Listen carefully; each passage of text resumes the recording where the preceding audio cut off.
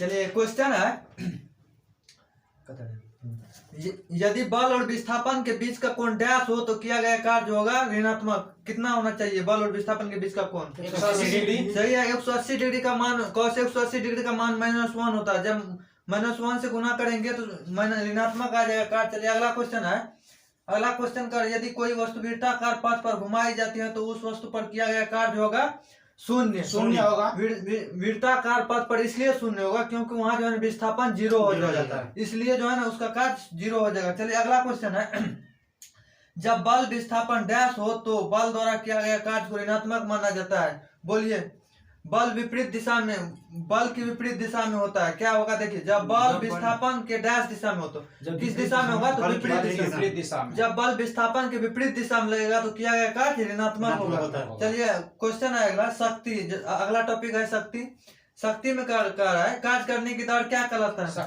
कार्य करने की दर शक्ति। देखिए, शक्ति किसी निकाय द्वारा एकांक समय में किए गए कार्य को उसकी शक्ति या सामर्थ्य कहते हैं। अर्थात किए गए कार्य करने की दर को शक्ति कहते हैं। इसका मात्रक, शक्ति का मात्रक जूल पर सेकंड या वाट। सही है, जूल पर सेकंड या वाट। शक्ति बराबर क्या होता है? कार्य बटा समय। शक्ति बराबर कार्य बटा समय। सही है। शक्ति को, अगला क्वेश्चन, शक्ति को किस रूप में व्याख्यायित किया जा सकता है? कह रहा है ऊर्जा के हस्तांतरण में किया गया कार्य, भार बढ़ने के लिए आरोपित बल, कार्य करने की दर अथवा ऊर्जा के हस्तांतरण की दर। सही है, होगा। कार्य करने की दर को शक्ति कहते हैं। चलिए अगला क्वेश्चन है, कार्य करने की दर या ऊर्जा हस्तांतरण की दर को क्या कहते हैं? शक्ति। सही है। उसके बाद फिर क्वेश्चन है, यदि कोई कारक t समय में w कार्य करता है तो उसका पावर होगी। बोलिए। सही है, कार्य बटा समय, यानी कि w कार्य बटा समय। सही है। शक्ति बराबर कार्य बटा समय। शक्ति बराबर फिर है क्वेश्चन क्या होगा? कार्य बटा समय। सही है। उसके बाद बोलिए, कार्य करने की गति कहलाती है क्या? शक्ति। सही है, शक्ति। कार्य करने की गति कहलाती है शक्ति। कार्य निम्न में से कौन सी भौतिक राशि मात्रा किए गए कार्य की गति को मापती है? शक्ति होगा। सही है। कार्य करने की दर को शक्ति कहते हैं। यदि किसी कर्ता द्वारा w कार्य t समय में किया जाता है तो शक्ति होती है w बटा t, यानी कार्य बटा समय। शक्ति का ऐसा ही मात्रक जूल पर सेकेंड या वाट से है। शक्ति का एक और मात्रक होता है, क्या कहते हैं? आशु शक्ति। ठीक है। यह मात्रक जेम्स वाट के नाम पर दिया गया। किसके नाम पर? James Watt. शक्ति का मात्रक वाट किसके नाम पर दिया गया? James Watt. सही है, जेम्स वाट। एक आशु शक्ति बराबर कितना वाट होता है? 746 वाट होता है। एक 746 वाट होता है एक आशु शक्ति बराबर। उसके बाद फिर है शक्ति बराबर फॉर्मूला क्या होता है? कार्य बटा समय। सही है, कार्य बटा समय। किसी कर्ता या मशीन या निकाय द्वारा एकांक समय में किए गए कार्य को शक्ति या सामर्थ्य कहते हैं। सामर्थ्य का मात्रक वाट या जूल पर सेकंड या आशु शक्ति। सही है। उसके बाद क्वेश्चन है, निम्नलिखित में से कौन सी भौतिक राशि किए गए कार्य की दर कहलाती है? शक्ति। सही है, शक्ति होगा। शक्ति बराबर कार्य बटा समय। शक्ति बराबर कार्य बटा समय। इसका मात्रक जूल पर सेकंड या वाट होता है। एक अशु शक्ति बराबर कितना जूल पर सेकंड? 746 जूल पर सेकंड। 746 जूल पर सेकंड होगा। फिर अगला क्वेश्चन है, चलिए अगला क्वेश्चन फिर है, अगला टॉपिक है एनर्जी यानी कि ऊर्जा। कह रहा है यदि वायु प्रतिरोध को नगण्य माने तो मुक्त रूप से गिरते हुए पिंड की स्थितिज ऊर्जा और गतिज ऊर्जा का योग कहलाता है। कितना होगा? हमेशा कांस्टेंट रहता है। सही है, हमेशा स्थिर रहेगा। स्वतंत्र रूप से गिरते हुए किसी पिंड की स्थितिज ऊर्जा धीरे धीरे घटती है। यह ऊर्जा संरक्षण के अनुसार ही कार्य करता है, क्योंकि जब वस्तु स्वतंत्र रूप से गिरती है तो उसकी गतिज ऊर्जा का रूपांतरण गतिज ऊर्जा में हो जाता है। यदि किसी बिंदु पर गतिज ऊर्जा और तथा स्थितिज ऊर्जा का योग हमेशा स्थिर रहता है। सही है। चलिए अगला क्वेश्चन है, जब आप एक रबर बैंड खींचते हैं तो हस्तांतरित ऊर्जा डैश के रूप में संग्रहित स्थितिज ऊर्जा। सही है, स्थितिज ऊर्जा के रूप में रहता है। फिर अगला इसमें थोड़ा सा उदाहरण है, समझ ले। बांध के इकट्ठे पानी में कौन सा ऊर्जा होता है? स्थितिज ऊर्जा। तनी हुई स्प्रिंग में कौन सा ऊर्जा? स्थितिज ऊर्जा। सही है। स्थितिज ऊर्जा का सही मात्रक क्या होता है? जूल होता है। चाहे ऊर्जा कोई भी होगा, फलना वगैरह लगा देगा, ऊर्जा लगल रहेगा तो उसका मात्रक जूल होगा। चलिए उसके बाद फिर क्वेश्चन है, जब हम रबर बैंड को खींचते हैं तो रबर बैंड खींची हुई स्थिति के कारण उसमें हस्तांतरित ऊर्जा डैश के रूप में संग्रहित कौन सा ऊर्जा होता है? स्थितिज ऊर्जा। सही है, स्थितिज ऊर्जा होगा। उसके बाद क्वेश्चन है डैश के कणों की गतिज ऊर्जा अधिकतम होती है, यानी कि किसकी गतिज ऊर्जा अधिकतम होगी? गैसों की। ठीक है, गैसों के कणों की गतिज ऊर्जा अधिकतम होगी। देखिए क्या कर रहा है, किसी वस्तु में गतिज ऊर्जा के कारण उत्पन्न ऊर्जा को वस्तु का गतिज ऊर्जा कहते हैं। गति के कारण जो ऊर्जा होता है उसे गतिज ऊर्जा कहते हैं। किसी गतिशील वस्तु की गतिज ऊर्जा तथा उस वस्तु द्वारा विरामावस्था तक आने में किए गए कार्य के रूप में व्यक्त की जाती है। गैस के कणों में गतिज ऊर्जा अधिकतम होती है क्योंकि गैस के कण ठोस व द्रव कणों की अपेक्षा अधिक गतिशील होते हैं और ठोस कणों की गतिज ऊर्जा न्यूनतम होती है। ठोस की गतिज ऊर्जा न्यूनतम, जल की, गैस और ठोस के बीच में होगा। ठीक है, चलिए अगला क्वेश्चन है डैश में कणों की गतिज ऊर्जा अधिकतम होती है। गैसों में। सही है, गैसों में होगा। अगला क्वेश्चन फिर है जब एक संपीड़ित स्प्रिंग को छोड़ा जाता है तो यह अपनी स्थितिज ऊर्जा को डैश में बदल लेता है। किस गतिज ऊर्जा में? सही है, जब एक स्प्रिंग को तान के उसको छोड़ देंगे तो स्थितिज को गतिज ऊर्जा में बदल लेगा। ठीक है, अगला क्वेश्चन है गतिज ऊर्जा वाला फॉर्मूला बोलिए तो हाफ mv²। गतिज ऊर्जा का अंग्रेजी क्या होता है? Kinetic energy. स्थितिज ऊर्जा का सही है, यांत्रिक ऊर्जा का मैकेनिकल एनर्जी। सही है, ठीक है। उसके बाद देखिए इसका होता है, बोलिए यांत्रिक ऊर्जा बराबर क्या होता है? गतिज ऊर्जा प्लस स्थितिज ऊर्जा। स्थितिज ऊर्जा बराबर फॉर्मूला बोलिए mgh। स्थितिज ऊर्जा का मात्रक बोलिए ऊर्जा जूल। गतिज ऊर्जा का मात्रक जूल। यांत्रिक ऊर्जा का मात्रक जूल। विद्युत ऊर्जा का मात्रक जूल होता है। ठीक है, ऊर्जा कोई भी रहेगा तो जूल होगा। अगला क्वेश्चन है एक वस्तु की स्थितिज ऊर्जा में इसकी डैश के साथ वृद्धि होती है। ऊंचाई के साथ, हाइट के साथ। सही है, ऊंचाई के साथ। स्थितिज ऊर्जा में ऊंचाई के साथ और गतिज ऊर्जा रहता तो वेग के साथ। सही है, गतिज ऊर्जा रहता तो वेग के साथ। अगला क्वेश्चन निम्न में से कौन सी ऊर्जा किसी वस्तु की ऊंचाई के साथ बदलती है? स्थितिज ऊर्जा होगा। ऊंचाई बढ़ेगा तो स्थितिज ऊर्जा बढ़ेगा, ऊंचाई घटेगा तो घटेगा। ठीक है, अगला क्वेश्चन किसी वस्तु द्वारा अपनी स्थिति या आकार लेने की वजह से लगने वाली ऊर्जा को क्या कहते हैं? स्थितिज ऊर्जा होगा। उसके आकार या स्थिति के बदल लेने से जो ऊर्जा होगा उसमें स्थितिज ऊर्जा होगा। चलिए ठीक है, बांध में संग्रहित पानी स्थितिज में कौन सा ऊर्जा होता है? स्थितिज ऊर्जा। सही है, स्थितिज ऊर्जा होगा। बांध में संग्रहित पानी में स्थितिज ऊर्जा होगा। एक गतिशील वस्तु अनिवार्य रूप से डैश प्राप्त कर सकती है। एक गतिशील वस्तु गतिज ऊर्जा, जब गति में है तो गतिज ऊर्जा होगा। देखिए गतिज ऊर्जा किसी पिंड की वह अतिरिक्त ऊर्जा है जो रेखीय गति अथवा कोणीय गति अथवा दोनों के कारण होते हैं। गतिज ऊर्जा बराबर फॉर्मूला सही है, हाफ mv² होगा। चलिए अगला क्वेश्चन है एक कार उच्च गति से चल रही है, यह किस ऊर्जा से युक्त होती है? मतलब उसमें कौन सा ऊर्जा? सही है, उसमें गतिज ऊर्जा होगा। अगला क्वेश्चन है निम्नलिखित में कौन सी ऊर्जा सदैव धनात्मक होती है? सदैव हमेशा धनात्मक रहती है। गति हमेशा धनात्मक होगा तो इसलिए गतिज ऊर्जा होगा। चलिए ठीक है, अगला क्वेश्चन है ऊर्जा की व्यावसायिक इकाई क्या कहते हैं? व्यावसायिक इकाई है किलोवाट घंटा। सही है, ऊर्जा का व्यावसायिक इकाई पूछेगा तो व्यावसायिक जब पूछेगा तो किलोवाट घंटा। वैसे हमको जूल भी बोल सकते हैं लेकिन व्यावसायिक लगेगा किलोवाट घंटा होगा। चलिए उसके बाद कह रहा है किसी वस्तु के कार्य करने की क्षमता को क्या कहते हैं? ऊर्जा। और कार्य करने की दर को शक्ति। सही है, ऊर्जा की खपत क्या कहलाता है? ऊर्जा की खपत शक्ति कहलाता है। सही है, उसके बाद बोलिए कि कार्य करने जूल होता है। इसका ऊर्जा का सही मात्रक जूल। इसका सीजीएस मात्रक कैलोरी। सही है, यह कैसी राशि है?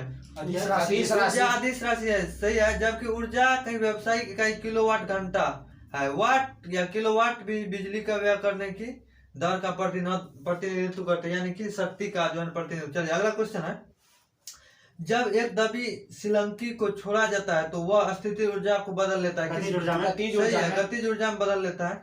अगला क्वेश्चन एक संपीड़ित स्प्रिंग में डैश ऊर्जा होती है। स्थितिज ऊर्जा। सही है, स्थितिज ऊर्जा होती है। किसके अनुरूप वस्तु की गतिज ऊर्जा में वृद्धि होती है?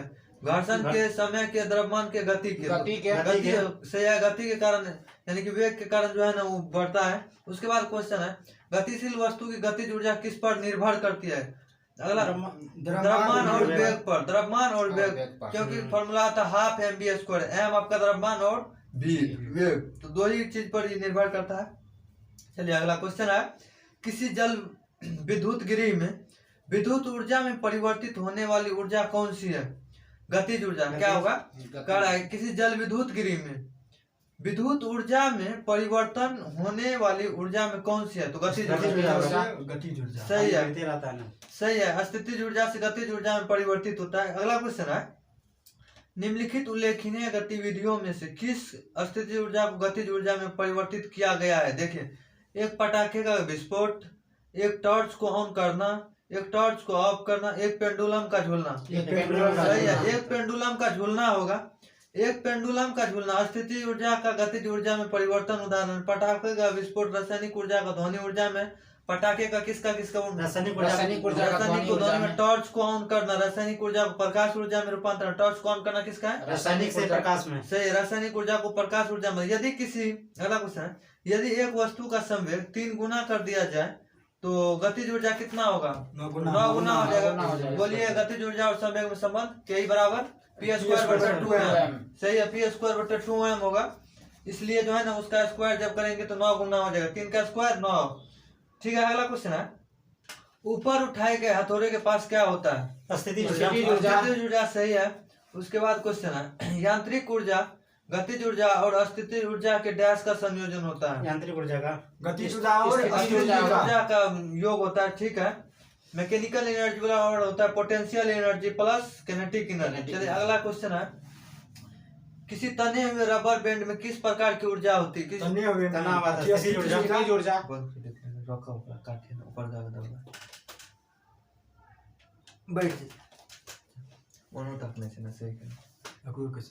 अगला क्वेश्चन है, किसी तने हुए रबर बैंड में किस प्रकार की ऊर्जा होती है? स्थितिज ऊर्जा। तना हुआ जो है ना रबर बैंड में स्थितिज ऊर्जा होगा। अगला क्वेश्चन फिर है, इनमें से किसे न तो बनाया जा सकता और न ही नष्ट। एनर्जी को। सही है, ऊर्जा का न तो निर्माण होता है और न ही विनाश होता है। इसलिए ऊर्जा को न तो हम निर्माण करते हैं न उसका विनाश होता है। सही है। अगला क्वेश्चन है, यदि किसी वस्तु द्वारा उसकी स्थिति या विन्यास द्वारा प्राप्त ऊर्जा को कहा जाता है? स्थितिज ऊर्जा। सही है, स्थितिज ऊर्जा। किसी वस्तु की उसकी स्थिति या विन्यास द्वारा प्राप्त ऊर्जा को कहते हैं गतिज ऊर्जा। स्थितिज ऊर्जा। स्थितिज ऊर्जा हो जाएगा। गतिज ऊर्जा किसके बराबर होता है? मतलब फॉर्मूला। सही है, हाफ mv² यानी 1/2 द्रव्यमान गुना वेग स्क्वायर होगा। चलिए अगला क्वेश्चन है, अगला क्वेश्चन है, किसी संकुचित स्प्रिंग में सामान्य लंबाई के स्प्रिंग से अधिक ऊर्जा होती है, क्योंकि स्प्रिंग संकुचित होने के कारण निम्न में से क्या होता है? स्थितिज ऊर्जा। सही है, उसमें संकुचित रहेगा तो स्थितिज ऊर्जा होगा। ठीक है, अगला क्वेश्चन है, जब किसी बंदूक से गोली चलाई जाती है तो इसकी संभावित स्थितिज ऊर्जा किस में परिवर्तित होती है? सही है, जब किसी बंदूक से गोली चलाई जाती है इसमें संभावित स्थितिज ऊर्जा है ना गतिज ऊर्जा में बदल जाता है। अगला क्वेश्चन है, गतिज ऊर्जा बराबर फॉर्मूला बोलिए। Half mv²। सही है, हाफ mv²। मात्रक बोलिए। जूल। सही है, स्थिति या आकृति में हुए परिवर्तन के कारण एक वस्तु में निहित ऊर्जा को क्या कहा जाता है? स्थितिज ऊर्जा। सही है, स्थिति के कारण जो ऊर्जा होगा उसे स्थितिज ऊर्जा कहते हैं। चलिए ठीक है, अगला क्वेश्चन, यांत्रिक ऊर्जा किसके बराबर होता है? गतिज सही है, गतिज ऊर्जा प्लस स्थितिज ऊर्जा के बराबर होता है।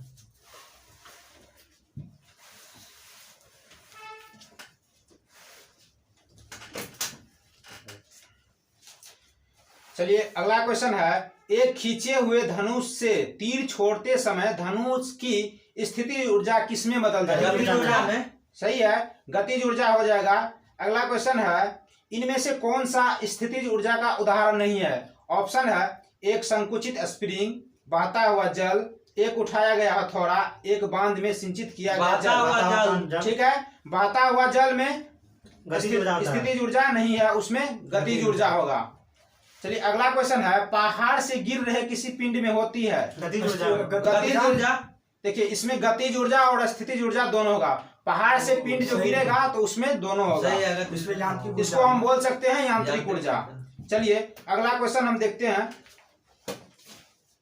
गिरते हुए नारियल में होती है? यांत्रिक ऊर्जा मैकेनिक ऊर्जा दोनों। सही है। ठीक, इसमें होगा गतिज ऊर्जा। गिरते हुए नारियल में पूछेगा तो इसमें गतिज ऊर्जा होगा।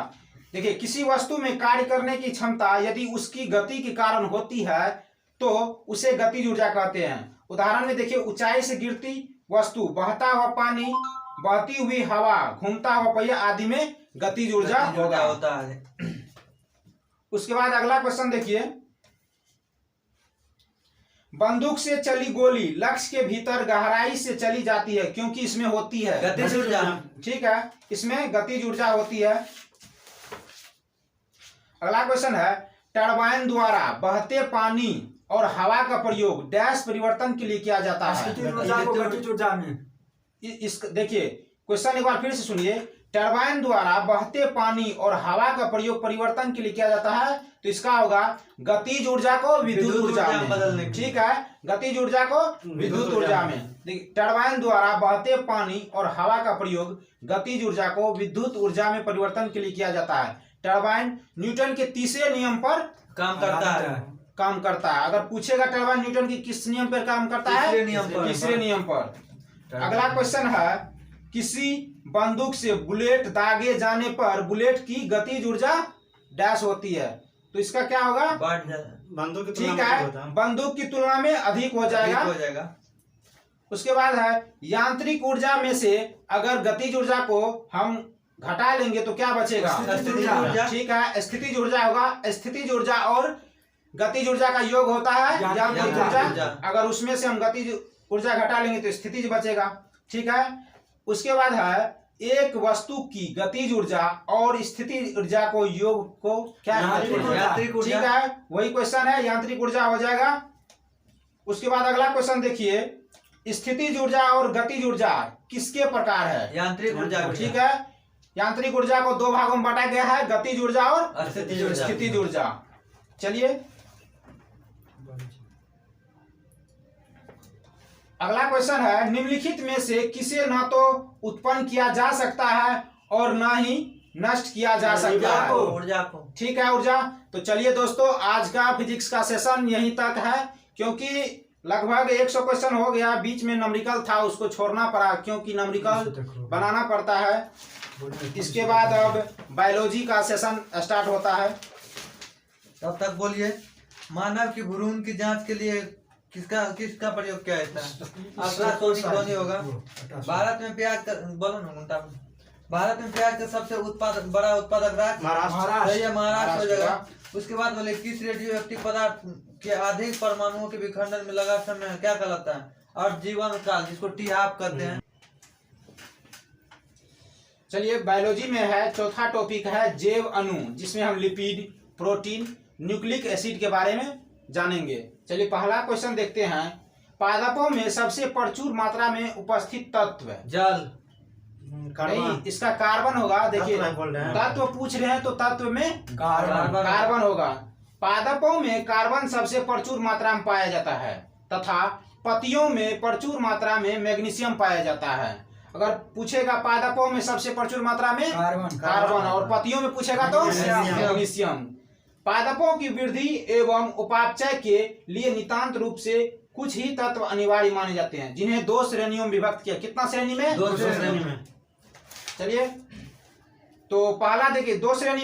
पहला है वृहद पोषक, दूसरा है सूक्ष्म पोषक। वृहद पोषक में कौन कौन सा आएगा?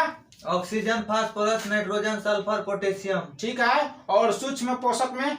सूक्ष्म मोलिब्डेनम, जिंक, बोरॉन, क्लोरीन। चलिए ठीक है, देखिए वृहद पोषक में एक बार फिर से बोल देते हैं, कार्बन आएगा, हाइड्रोजन आएगा, ऑक्सीजन आएगा, फास्फोरस आएगा, नाइट्रोजन आएगा, सल्फर आएगा, पोटेशियम, कैल्शियम और मैग्नीशियम। और सूक्ष्म पोषक में आएगा लोहा, मैग्नीज, तांबा, मोलिब्डेनम, जिंक, बोरॉन, क्लोरीन एवं निकिल सब रहता है। अगला क्वेश्चन देखते हैं, मानव शरीर का मुख्य हिस्सा किससे बना होता है?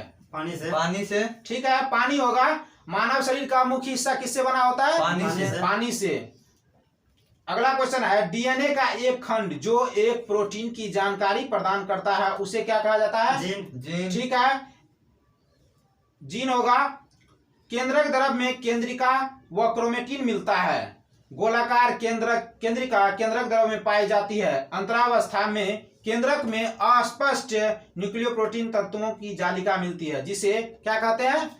क्रोमेटिन। क्रोमेटिन। ठीक है, क्रोमेटिन कहते हैं। अवस्थाओं व कोशिका विभाजन के समय केंद्रक के स्थान पर गुणसूत्र संरचना दिखाई दे। अगर पूछेगा केंद्रक का खोज किसने किया? Robert brown. ठीक है, रॉबर्ट ब्राउन होगा 1831। ठीक है। अगर यहीं पे पूछ देगा कि केंद्रिका का खोज किसने किया? Philip Fontana. ठीक है, फिलिप फोंटाना हो जाएगा।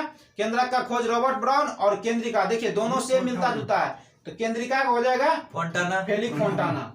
चलिए अगला क्वेश्चन है, जीव विज्ञान में डीएनए का पूर्ण रूप, यानी डीएनए का पूर्ण रूप बताना। डीऑक्सीराइबोन्यूक्लिक। ठीक है, डीऑक्सीराइबोन्यूक्लिक एसिड हो जाएगा। ठीक है। अनुवांशिकी के संदर्भ में डीएनए का अर्थ वही हो जाएगा डीऑक्सीराइबोन्यूक्लिक एसिड। चलिए अगला क्वेश्चन देखते हैं, बालों का रंग किसके कारण होता है? मेलेनिन होगा। ठीक है, बालों का रंग जो होगा मेलेनिन के कारण होगा। ठीक है। प्रोटीन संश्लेषण में क्षार इवेंट से एक डैश का निर्माण होता है। क्षार इवेंट से किसका निर्माण होता है? mRNA का। ठीक है, mRNA का निर्माण होता है एक क्षार इवेंट से। प्रोटीन संश्लेषण में क्षार इवेंट से mRNA का निर्माण होता है। ये आरएनए जो होता है ये क्रियात्मक अणु होते हैं जिनमें प्रोटीन संश्लेषण की संकेत संरचना डीएनए के जीन्स से ट्रांसक्रिप्शन द्वारा स्थानांतरित होती है। mRNA अणुओं का नामकरण किसने किया? फ्रांसिस जेकब और मोनार्ड। जेकब और मोनार्ड ने। ठीक है, फ्रांसिस जेकब और मोनार्ड ने किया था 1961 में। mRNA को संदेशवाहक मैसेंजर क्या करता है? संदेश भेजता है, तो संदेशवाहक आरएनए कहते हैं। चलिए अगला क्वेश्चन है, प्रजनन के दौरान मूल कार्य एक डैश का निर्माण करना होता है।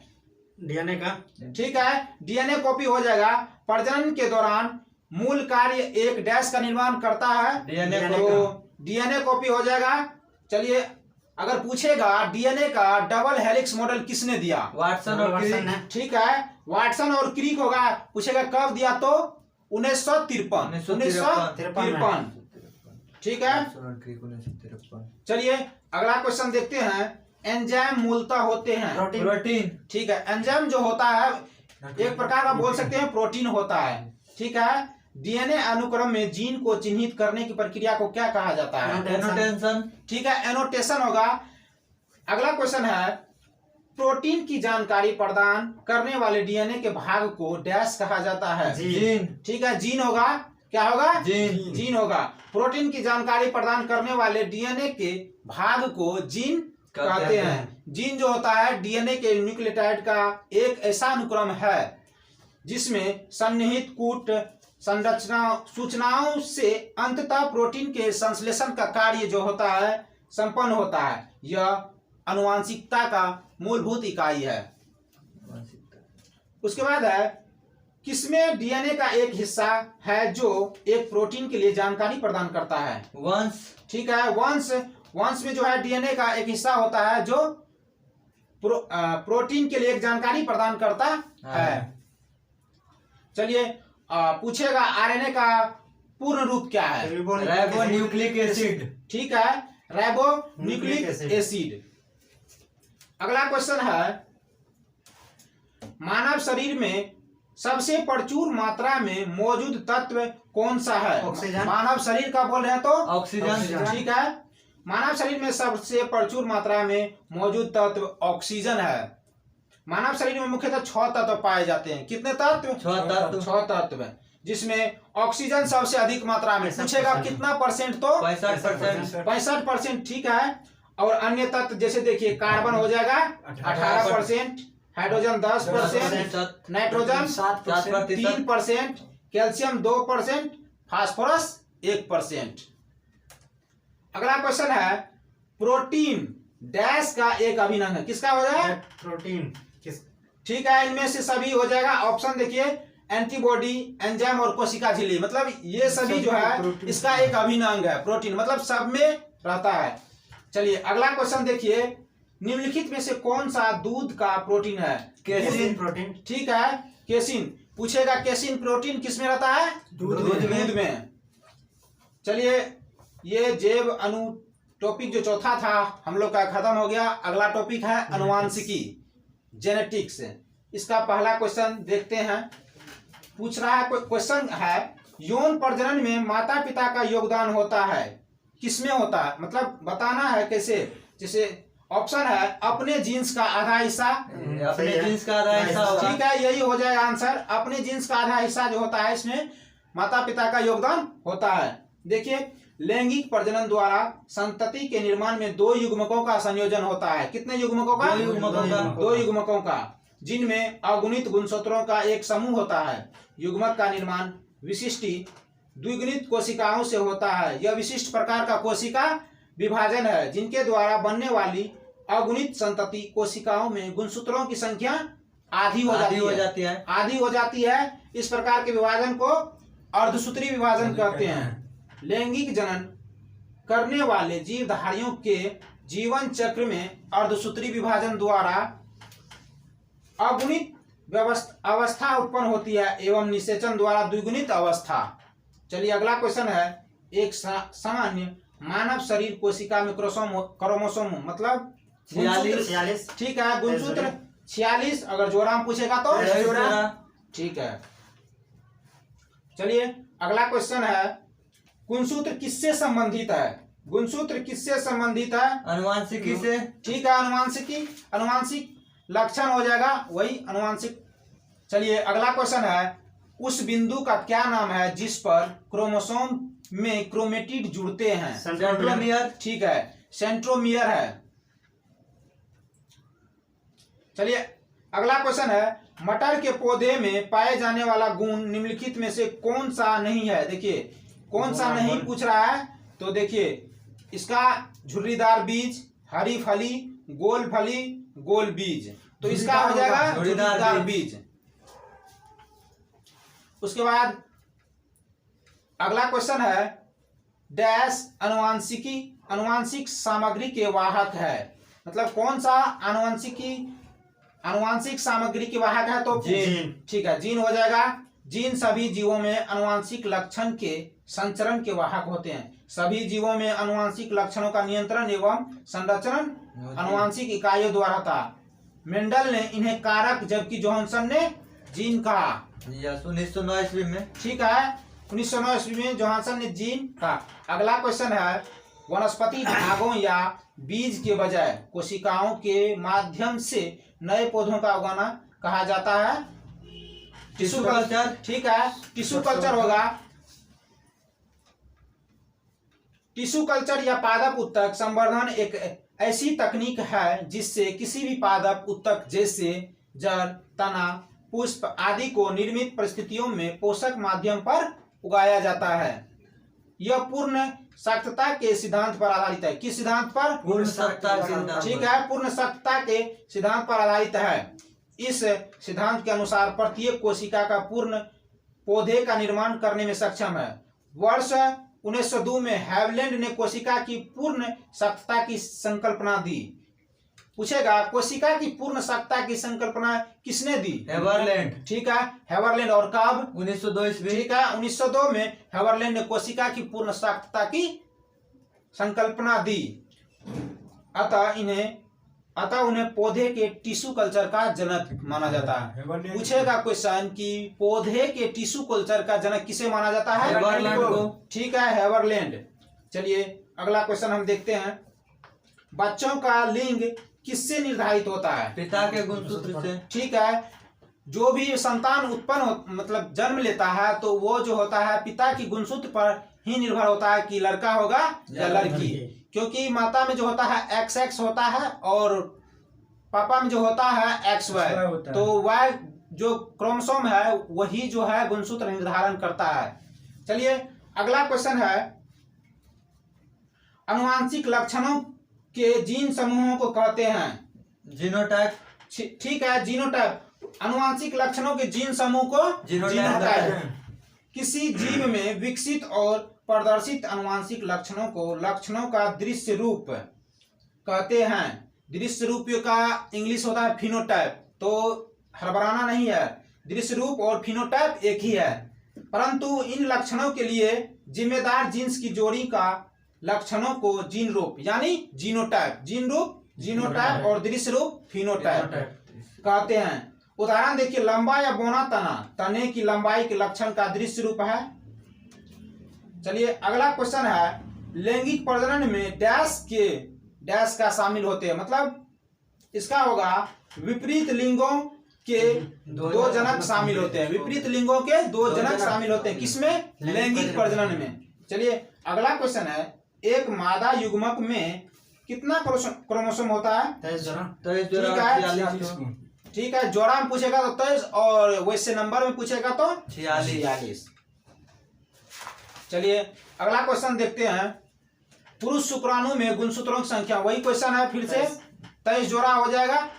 अगला क्वेश्चन, किस प्रकार का पुनर्जनन अधिक विविधता ला सकता है? लैंगिक प्रजनन। ठीक है, लैंगिक प्रजनन होगा। लैंगिक जनन प्रक्रिया द्वारा उत्पन्न जीवों में विविधता अधिक पाई जाती है, क्योंकि ये जो होता है युग्मज के निर्माण में भाग लेने वाले दो युग्मक अलग अलग संतति से आते हैं। चलिए अगला क्वेश्चन है, वीडियो कर